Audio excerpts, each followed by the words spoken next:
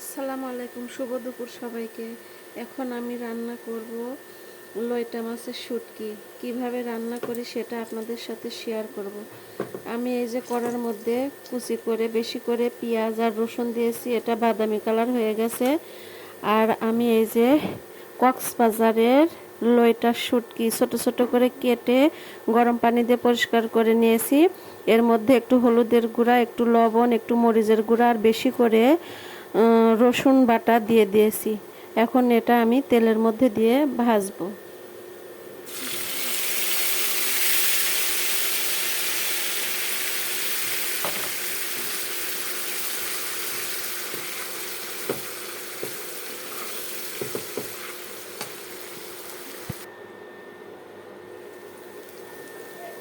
দেখুন সুন্দর করে আমার লইটা মাছের শুটকি ভাজা হয়ে গেছে।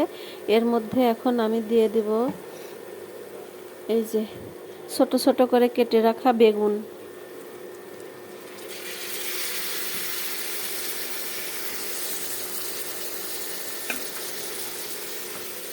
দিয়ে দিব অল্প একটু পানি আর কয়টা কাঁচামরিচ।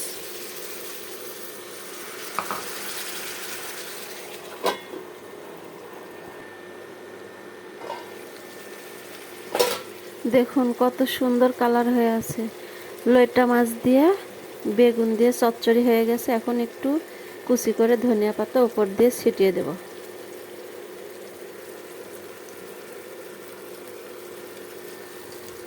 রেডি আমার লইটা মাছ দিয়ে বেগুন দিয়ে চচ্চড়ি রেডি।